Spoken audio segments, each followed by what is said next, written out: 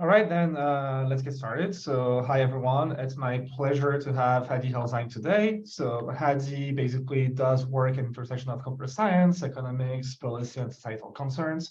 He is a former postdoc at the Reg Lab at Stanford, and before this, he was a PhD student at Penn. And today he's going to tell us about his work on measuring and mitigating racial disparities in tax audits. So Hadi, it's all you now. Awesome. Thank you, Juba, for that introduction. It's not showing you the chat, the Zoom bar, right? That's hidden from you guys? Okay, always confused with this stuff. All right, thanks for the intro. As Juba mentioned, I'm Hadi Elzayn. This is work that I did during my postdoc, and this is measuring and mitigating racial disparities in tax audits, joint work with Evelyn Smith, Tom Hertz, Arun Ramesh, Robin Fisher, Dan Ho, and Jacob Golden. And just starting with a quick disclaimer that the views presented here are those of the authors and don't necessarily represent the IRS, the Treasury, or any other governmental agency. And as I mentioned before, I'm happy to take any clarifying questions during. Please save ideally sort of large discussion questions for the end. And I probably will not be able to see the chat. So if you want a question, please do interrupt me. Okay, so just to give you a sense of the structure of the talk, I'll go through a little introduction. We'll talk about methodology, then we'll get to some results, and then we'll finish with sort of counterfactuals and sort of these kinds of policy questions. So let's start with the why of this paper, or maybe better to say the why now. For a long time, scholars like Dorothy Brown and others have highlighted how certain facially neutral features of the tax code can advantage some groups and disadvantage others, and in particular have resulted in significant disparities for Black Americans and contributed to the ongoing and increasing inequality in our society. But over the last several years, we've seemed to have entered a moment of social reckoning on race more broadly. And on his first day in office, President Biden signed Executive Order 13985, which basically calls for federal agencies to examine their policies and procedures, look for how it could be creating or exacerbating any sort of disparity and systemic barriers for people of color, and ideally to sort of find ways to mitigate those deleterious effects. Now, a key challenge in doing this is that many federal data sets are not disaggregated by race, ethnicity, gender, all the sort of protected characteristics you might want to analyze for this stuff. And also in particular, the federal government, many of the agencies don't collect, especially race. So this kind of becomes a challenge in doing this. And more generally, AI has been increasingly widely adopted in the private sector and in the government. There have been concerns, a lot of them brought up by folks in this room and in this research community about how AI can sort of create or exacerbate disparities or that already exist or create new ones.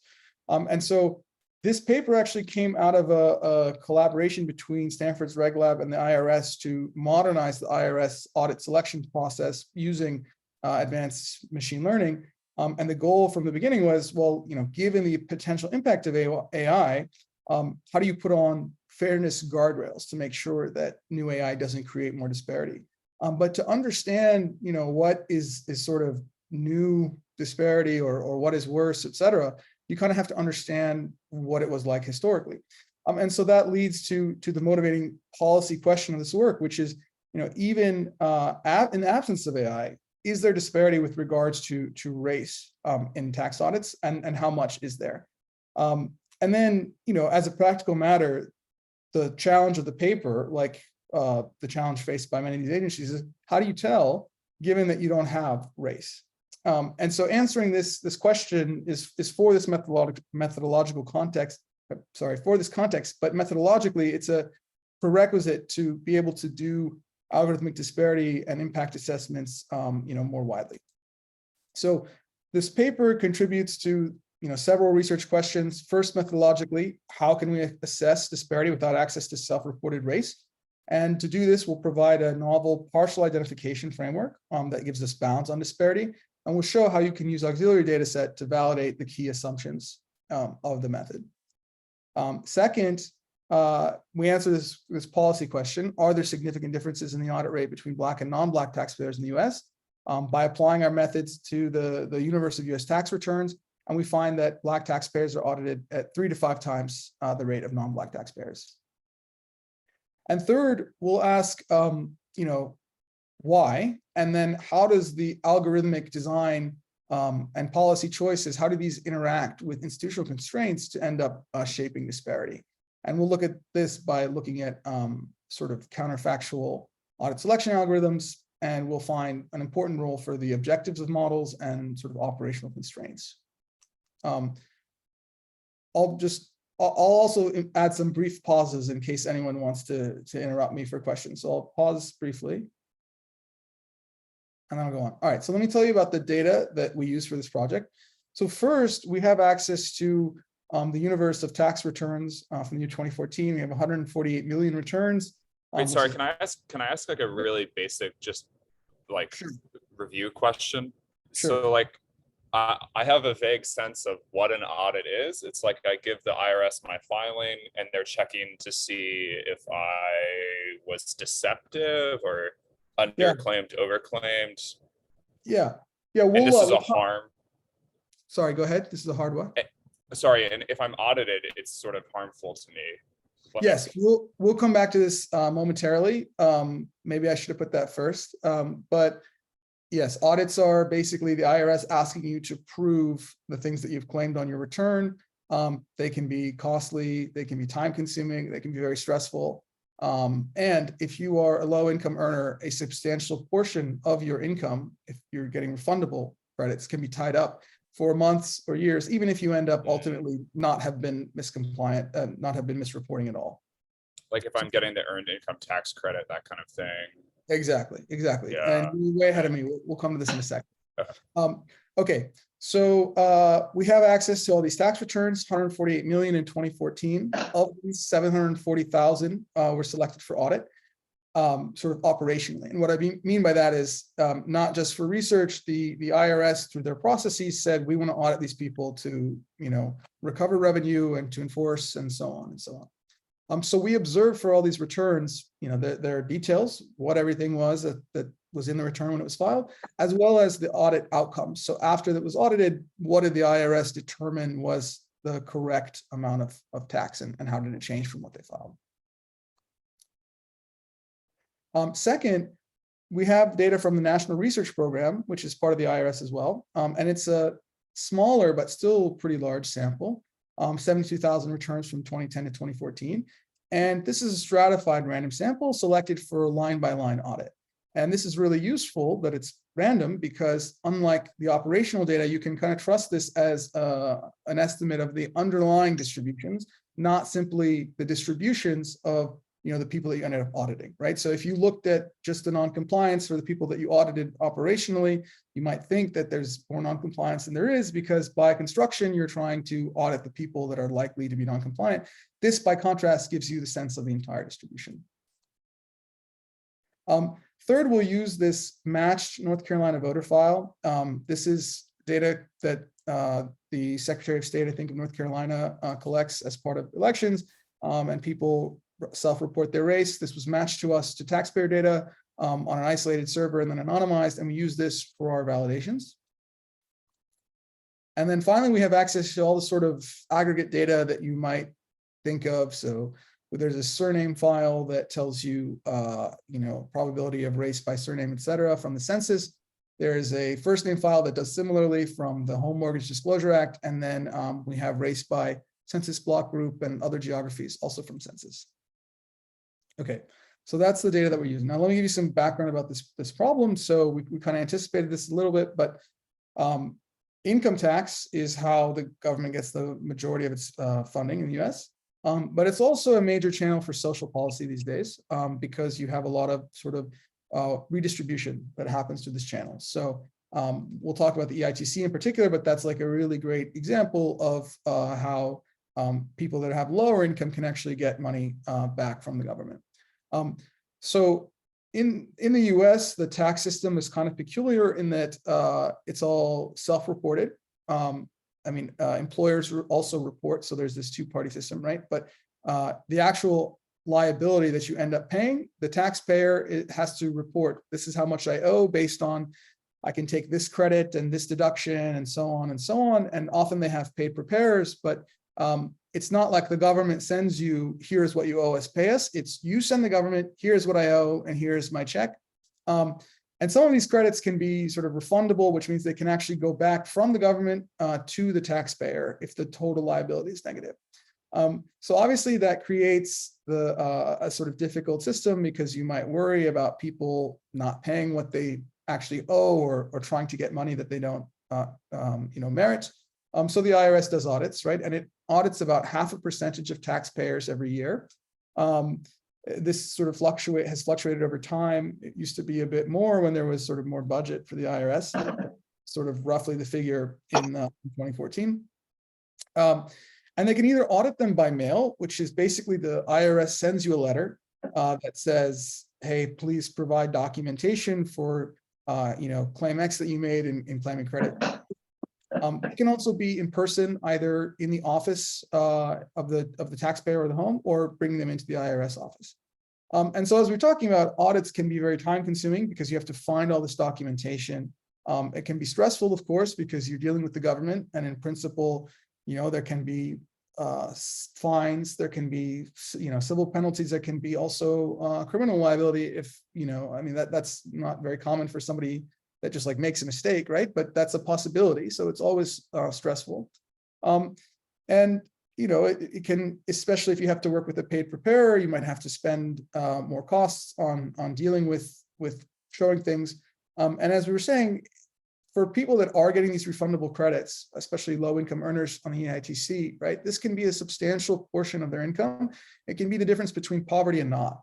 And this income, some audits can happen after you've received your check or paid your taxes. But a lot of audits, and in particular, a lot of audits for EITC claimants, actually happen before the money ever goes out.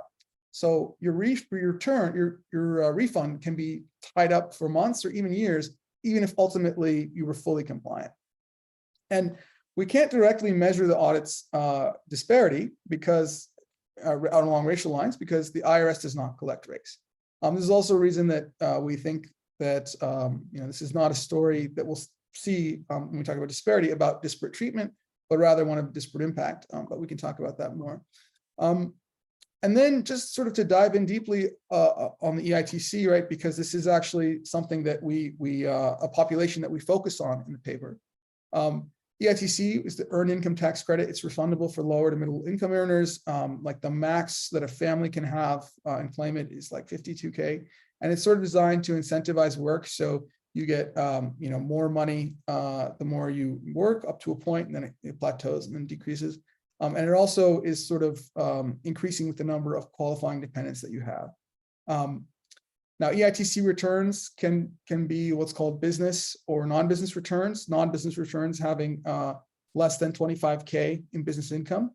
And so it's a bit simpler to audit non-business returns because usually there's just the one source of wages or whatever. And it's a bit more complicated to audit the business returns. So we'll talk about that later on as well. But as for the sort of qualifying dependents point, there are really complicated eligibility rules and sort of calculations that go into the EITC. So in particular for qualifying dependents, there are sort of these relationship tests. You have to be related in various ways. And there also has to be the child, your children, right? The child has to live with you for, at least half the year. So if parents are, divorced and sharing custody, only one of them can claim the credit and so on. So the point being, it's very complicated to actually do the EITC correctly, and it's easy to make a mistake. And because of this, and because of also sort of focus from, Congress and legislators on scrutinizing potential improper payments, a lot, and money that's going out from the government a lot, EITC claimants are audited more than other taxpayers. And we also know that previous studies have shown that Black taxpayers claim the EITC at a higher rate. So one thing we thought when we first saw the disparity results, which we'll talk about, is perhaps that's the whole story, that basically Black taxpayers claim EITC more often, EITC claimants are audited more often, and that explains the disparity. But we'll show that that's not the case. That's not what's accounting for this at all. And in fact, the majority of the disparity, the vast majority of the disparity is concentrated among EITC claimants. Okay, so let me pause here before I jump into methodology. Okay. So how are we going to measure disparity without access to self-reported race? So I just want to sort of give you like a data sketch, just so we're all on the same page. Like, what might we have when we're thinking about this problem? We might have, you know, taxpayer data like their first name, their last name, their geography. And we know that these sorts of things are strongly correlated to race, and that'll sort of be the impetus behind using our BIFSG method and, you know, using the census data and so on. We know that you know, we'll know, of course, which taxpayers are audited and which aren't, which is a crucial input. We won't know the race of the taxpayers, right? Because the IRS does not collect it. We'll have all the features of the return, and we'll have what the taxpayer reported as their liability, right? And for taxpayers who end up being audited, we will know what the change in after the audit was. So, you know, were they underpaying or overpaying, and by how much?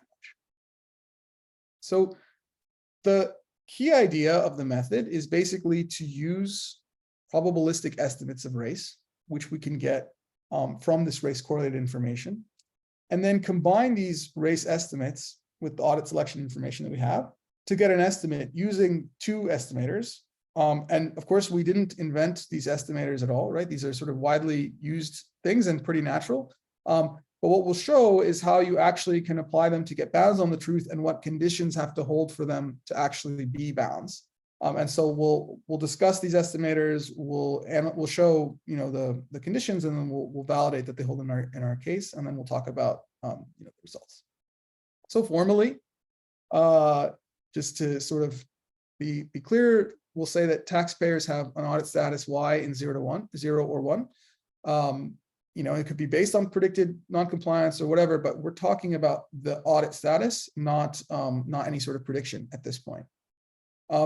Taxpayers have a first name F, a last name S, a location G, and they'll have an unobserved race, except it'll be observed in North Carolina, but in general, an unobserved race B. Also just say big B to differentiate it from little b, which we'll also use. So big B can be 1 for Black or 0 for non-Black. And then disparity that we're measuring here is the audit rate among Black taxpayers minus the audit rate among non-Black taxpayers. And so you could compare this most directly to demographic parity, which of course is a, you know, limited notion for many ways, but this is a sort of place to start. And you can see later how some other sort of, you know, different notions that actually take into account more things will sort of come through. And we can talk about that later.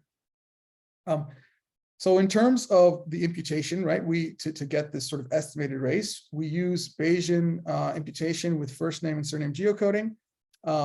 And basically, this method makes a conditional independence assumption. So basically, that first name, last name, and location are independent after conditioning on race. So this is a naive assumption, obviously, because it's probably not true, but it seems to work pretty well in practice.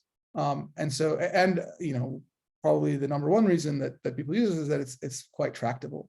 So you can basically use Bayes' rule to break things up, and then you estimate these marginals. So like the probability of first name given race, we get from HAMDA, probability of surname given race, we get from census, and probability of location given race, we get from also census, but American Community Survey. And then, of course, you can write this in different forms, which lets you sort of rearrange and change depending on which form of the data you have and so on. So that's sort of a practical detail that I'm not get into here, but we can talk about if you're interested. And then, so this probability estimate, the probability of taxpayers Black, given their first name, surname, and geography, we're going to call this little b BI. So once we have BI, let's talk about the estimators. So these are very simple, and again, have been you know, used in various contexts. The first is simply running OLS, right? Ordinary least squares regression, with our outcome being whether taxpayer was audited or not, an intercept, and then a coefficient on little b.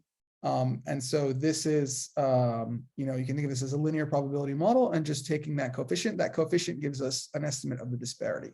So the linear estimator, we'll call it DL, and we'll put a hat to indicate that that's the finite sample that we're actually getting from the data. And the probabilistic estimator will write as DP, and we'll add also a hat to indicate that it's in the sample. And here, we'll simply use little b as a weight. So in this, we'll basically compute a weighted average of the audit rate for over, using all taxpayers, right? But we'll compute a weighted average using the probability that the taxpayer is Black, and we'll compute another average using the probability that the taxpayer is non-Black. So each taxpayer will contribute to both the estimate of the audit rate for Black taxpayers and the estimate of the audit rate for non-Black taxpayers, but differently in proportion to the probability that we've estimated that they're Black. And so, yeah, every taxpayer is contributing to both, and we take the difference of those rates to get the disparity. Do those estimators make sense? Any questions? Okay. So once you have these estimators, this is sort of the key theorem. And this theorem is the consequence of a more general version. But the idea is, okay, suppose that little b truly is the probability of a taxpayer being Black given their observable characteristics, okay? And then think about, let's let DP and DL without the hats be the asymptotic limits of what DP hat and DL hat would converge to as you get, infinite data. Then it turns out that these estimators, which of course, if you just use them alone, are sort of known to be biased, right? They're not always going to give you the truth. They have these biases that you can write down in a nice form and understand, okay? So we'll talk about these terms in a sec, but the point to notice is that the probabilistic estimator's limit is the true disparity minus some term, and the linear estimator is the true disparity plus some term, okay? And so the point being, well, if both of those terms are positive, then that means that the probabilistic estimator is less than the truth, and the linear estimator is more than the truth. And that gives us the sort of upper lower bound structure. And so let's just talk about these terms, what's going on here. So I'll just focus on the numerator, right? So we have we're subtracting off this average conditional covariance of the outcome and race given little b, right? So think about, I think it's easiest to think of this if we just think of little b as geography, right? So imagine I'm asking for taxpayers in the same neighborhood, or for, if you don't want to say geography, for the same probability that this taxpayer is Black, right? Just telling you that they actually are Black, give you any information about the audit outcome. If the answer is yes, then this is non-zero, right? And in particular, if knowing that even within a neighborhood, Black taxpayers are audited at a higher rate, this term would be positive. Or, if even among taxpayers that we have a high confidence that they're Black, knowing that they're Black still gives us further information that they're likely to be audited, then this term is positive. So that's how you can kind of reason about what you might think this term would be. And then similarly, this is like the opposite, right? It's saying among Black taxpayers, right? Does knowing that they're in a neighborhood that's has a higher fraction Black, does that make them more likely to be audited? Or is that informative that they're more likely to be audited? Or knowing that the taxpayer is Black, is the fact that their our probability estimate for them is higher, does that mean that they're more likely to be audited? That's the sort of meaning of these two conditions. And if these two conditions are positive, then you will get this bound term. So any questions about this theorem? Okay, cool. All right, so let's get into some results. So before we get into the disparity results, let me just show you this picture. So this is the distribution of predicted probability Black in the population. Its mean is pretty close to the mean percent Black in the United States. But in particular, just notice that it's pretty bimodal. So there are some people where we're pretty uncertain, but for a lot of people, we're sort of fairly confident. But we're going to make mistakes, right? Like this method is not going to be perfect. What matters is how the mistakes are correlated with the outcome. So let me show you this. This is the calibration plot of the BIFSG predictions. And this is done in North Carolina, right? So North Carolina is where we do have self-reported race. So here I've taken, bins of prediction, right? I think like 0.05 size or percentiles. I'm not sure about this particular because we've made many versions, but the point is bins of predictions, right? And for each bin, I've calculated the true share of that bin that is in fact black. So perfectly calibrated predictor here would be right on the identity. The blue line is our overall estimates, and then the dark green is for EITC claimants, and the light green is for non-EITC claimants. And we broke this down because we're interested in the particular population of EITC claimants. And so you can see that, for EITC claimants, we are under predicting the probability that they are black. Actually, bias is not a huge problem for the method. You can kind of de-bias these estimates, and we do that as a sort of robustness check. But it is sort of good to be aware of this. And overall, it's quite correlated with true race. So this is a decently well calibrated predictor. So now we can test the conditions that this holds of the theorem, whether they hold in North Carolina. And so what I've done now is it's kind of like the same plot as before, but instead of the y-axis being the fraction that's black, it's the audit rate of each bin, okay? And I've also broken it out into non-black and black taxpayers.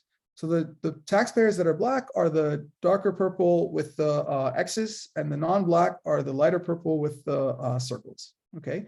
And so you can actually just see these conditions in this figure. You can formally test them, of course, but it's nice that you can even just like visually inspect, right? So the first one, which is the conditional covariance of the outcome and true race conditional on prediction, you can think of that as like fixing a point on the x-axis. Is there a systematic deviation, systematic increase in audit rate, or decrease if it were the other direction, but increase in audit rate moving from non-black to black? And if you average that over the distribution, is that positive, 0, negative, what? And so here you can see that essentially everywhere along the distribution, if I increase, if I make big B go from 0 to 1, which means moving from at a prediction from non-black to black, that is associated with an increase in the audit rate. So we can just visually even inspect that this term is certainly positive.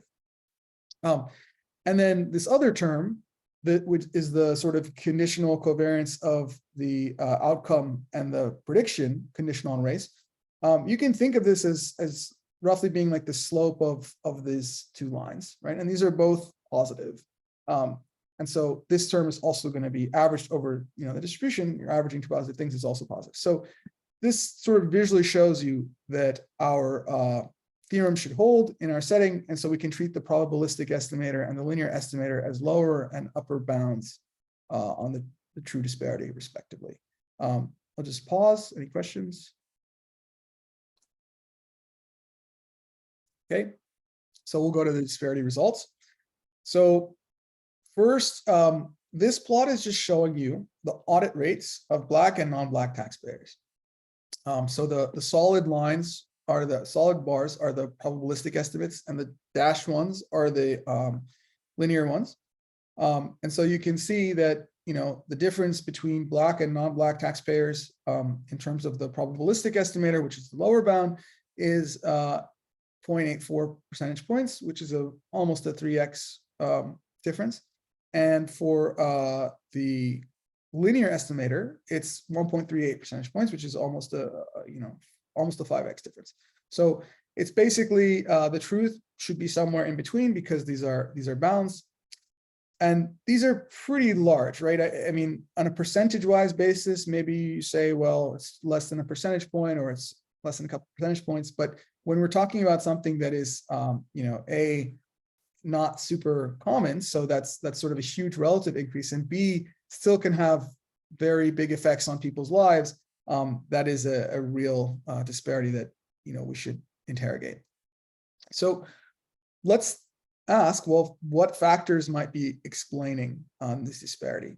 So because we know that it's not the case that IRS has race, and in particular that many of these audits are actually selected sort of entirely without human interventions, and many more of them are, selected before the auditor has, has control to approve or not. So we don't think it's a story where individual agents are sort of systematically biased against Black taxpayers. We don't think it's any sort of intentional, policy on the part of the IRS, but there clearly is this disparity. So let's look at the features that could be driving it. So first, we'll look at income. So this plot is shows the audit rate by income for Black and non-Black taxpayers as estimated by the probabilistic estimator. And so you can see that there is a systematic gap in audit rate at every income, but in particular that it's extremely strong for the low income taxpayers, 20K and less. So that's of course probably related also to EITC status. So let's just break it down by EITC status. So the first two bars here are the audit rates for the Black and non-Black taxpayers among EITC claimants, and the second are the Black and non-Black taxpayers for the non-EITC claimants. And even though there is still a disparity for non-EITC, you can see that this disparity is much stronger within EITC. So just to sort of like hammer it home again, it's not the case that the stories about Black taxpayers claiming EITC more and EITC claimants being audited more, because even within the population of EITC claimants, there's a big disparity between Black and non-Black taxpayers. But maybe it's something about the return features, because as I mentioned, there's all these complications about the EITC that depends on how many children you have and, are you married or single, et cetera, and how much time they spend with you, et cetera. Maybe there could be differences in the return characteristics that could explain this disparity. And you can see that in each of these factors that we consider, the answer is basically that's not it, right? So the first panel, we're breaking things down by single filers versus joint filers, married filing jointly in the EITC. The second panel is single male filers versus single female filers, EITC. And then the third is single male filers with dependents and single female filers single male filers without dependents. And so you can see that even in each of these breakdowns, we still have a very high absolute disparity. And these are all with the probabilistic estimators, so linear estimators would say even more, right? But in the single bucket, that's about a 2.3 point gap, which is about 2.5 times, right? In the single male, it's a 3.7 point gap, about 2.8 times. And in the single male with dependents, it's about a 4.25 point gap, 2.2x. So none of these sort of, things that you might have thought of, oh, maybe it's just differences in these return structures, or none of these are sort of explaining this. But I could control for a million things, right? So this kind of gets you towards a conditional demographic parity type thing, right? Like, what about conditional on the features of individuals? Can we explain the differences in outcomes, right? Or in audits? But there's like a million things that you could consider. So maybe we just haven't considered the right things, right? So this plot is trying to get at that by looking at like, let's forget about all the features of the return and so on. Let's just think about what the IRS cares about, which is, non-compliance and actual underreporting. So here, what we've done is we have combined using the NRP, that sort of random sample, as well as the audit data, to get the sort of distributions of non-compliance in each group, and then actually calculate the audit rate for each group conditional on their amount of non-compliance. So on the x-axis, we've put everyone into underreporting bins. So like the first bin is 0, and then after that we have sort of deciles of underreporting. And we've separately calculated the audit rates for Black and non-Black taxpayers, right? And so you can see that even conditional on the same amount of underreporting, Black taxpayers are audited significantly more. And it's sort of roughly the same magnitude in terms of relative, about 2 to 3 times. And this is, again, the probabilistic estimator. So this is the place where if you're going to say, well, maybe it's not that maybe there's these disparities, but once you condition for everything, and in fact, once you condition for the thing that the IRS actually cares about, the disparity goes away. No, it's still here even in that.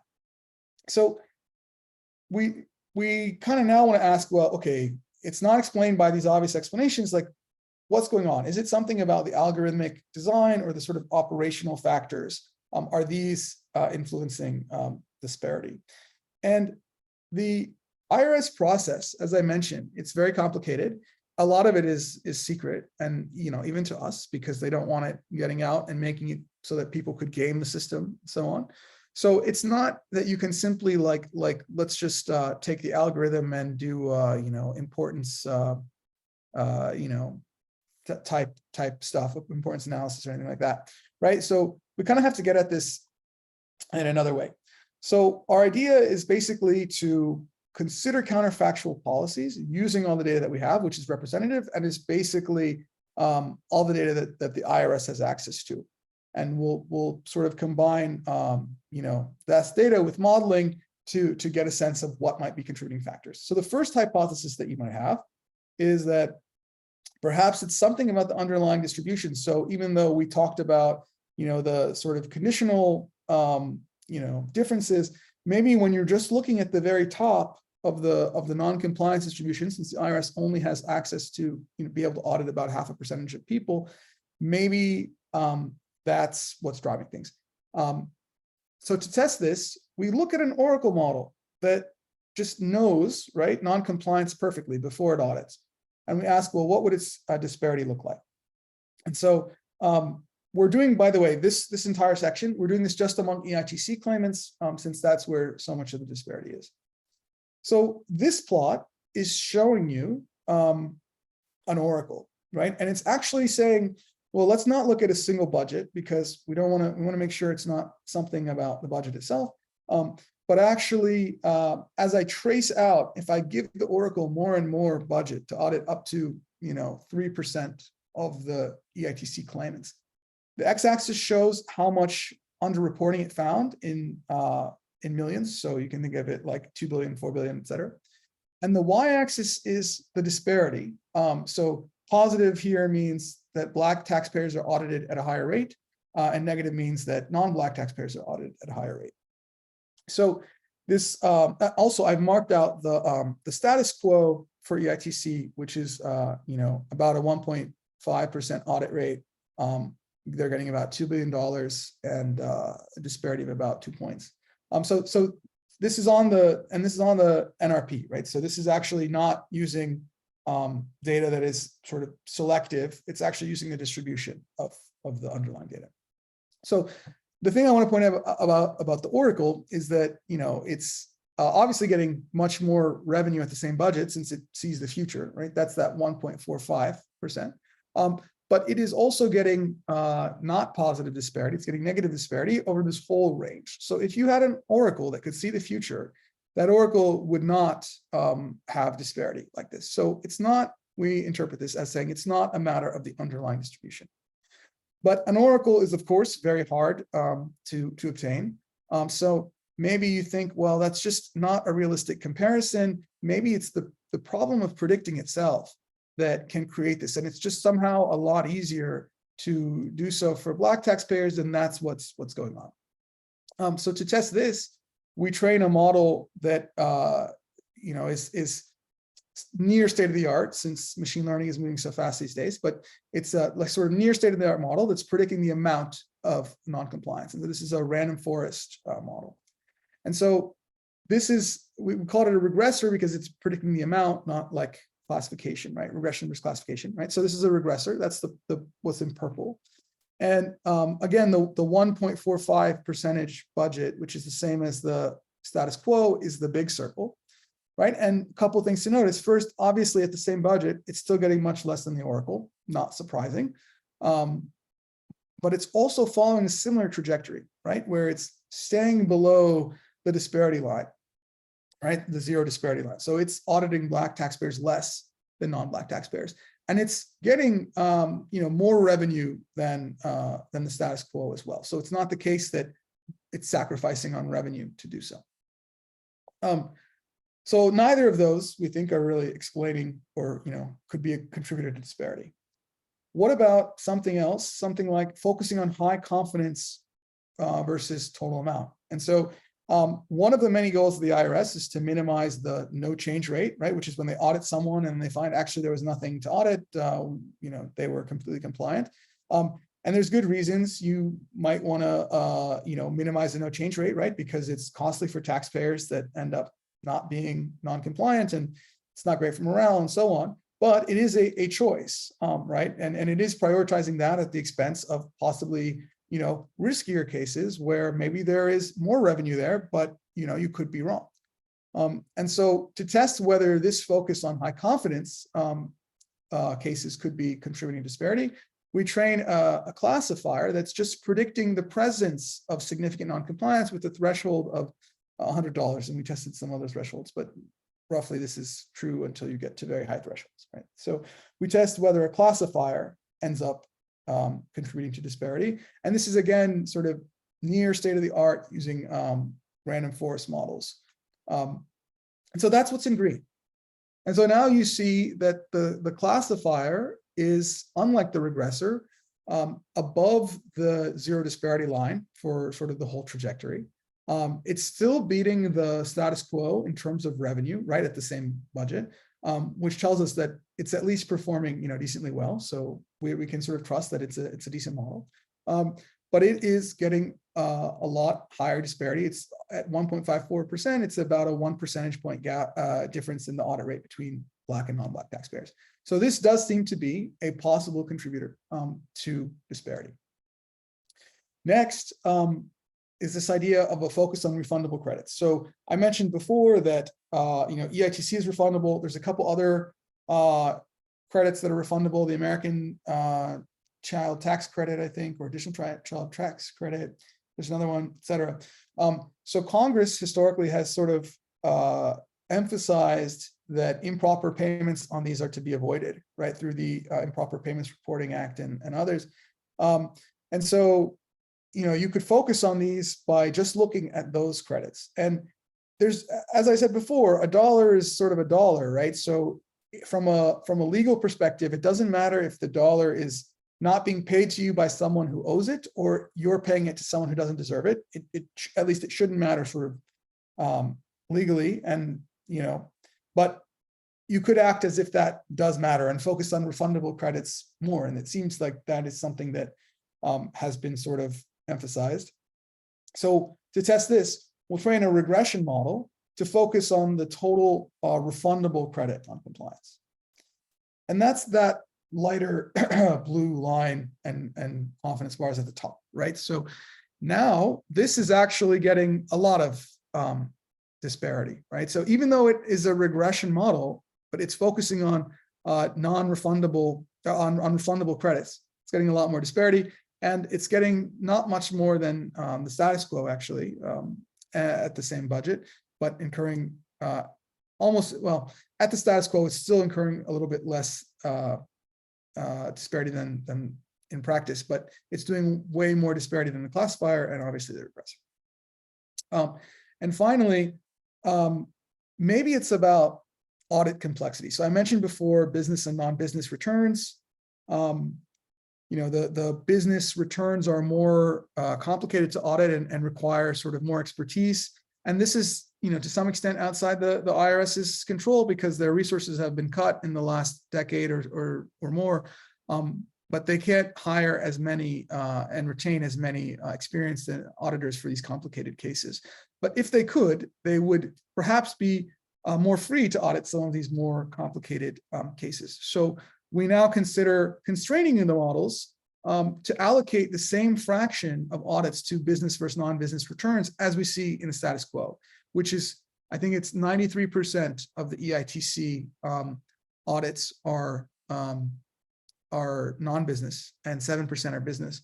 Whereas if you were to allow the unconstrained classifier to do what it, or the unconstrained Oracle to do what it would want, it would put only 20% of its audits to non-business and the rest to business. And so sort of just showing this in the graph, adding the constraints is like moving along the red line. So we add the constraints to the Oracle, we go from 9 billion to 6 billion.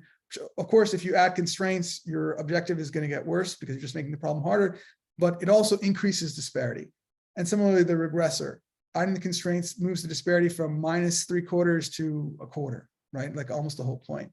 Adding constraints to the classifier, also which already has disparity, still moves it to have more disparity from a half to quarter to a whole. And I think this is at the status quo budget. So this does seem to be a contributor to disparity. Okay, now I'll just conclude really briefly, and then we can talk, questions. The paper establishes the presence of significant disparities between Black and non-Black taxpayers, which don't seem to be explained by differences in important taxpayer characteristics or underlying non-compliance.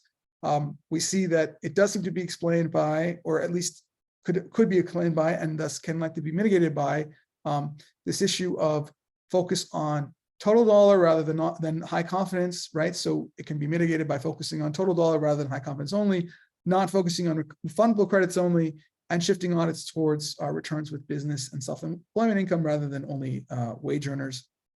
Methodologically, the paper, we hope, can provide sort of a roadmap for disparity assessment without access to self-reported race. So again, just as a reminder of the idea, right? You use BIFSG or some other method to obtain probabilistic race estimates. You want to assess whether the bound conditions for the theorem hold using some kind of auxiliary data set, ideally. And then you can combine these estimates with the linear and probabilistic estimator to get upper and lower bounds. And there's more details about things like standard errors, recalibration, robustness checks, and so on that you can check out in the paper for how you actually have to do this in practice. But yeah, thank you, and happy to take any questions.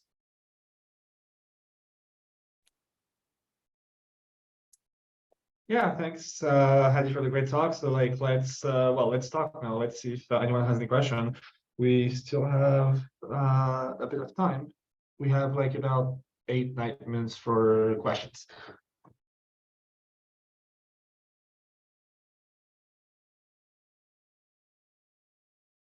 I don't see any questions on the chat, but yeah, happy to stick around for as long as people like.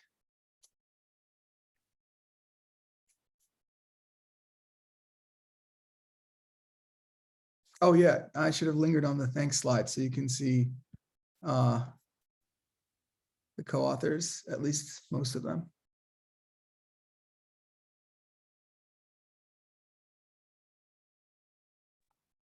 I have a question. Sure. Can you go up to slide 60, I think it was? Okay. The charts. I can't. Oh, Varun, hey, how's it going? Good, how are you? Good. Slide 60? Yeah, please. Yeah. So to clarify, this is we said that the probabilistic and linear estimators for audit rates are lower bounds and upper bounds respectively on the true audit rates. On the true disparity, not the true audit rates. On the true okay, which is why we have my question was going to be for the probabilistic estimator, or for non-Black taxpayers, the linear estimator predicts a lower audit rate than the probabilistic estimator, but that's not what the bounds are on. Right, exactly. The bounds are on the gap. Okay, gotcha.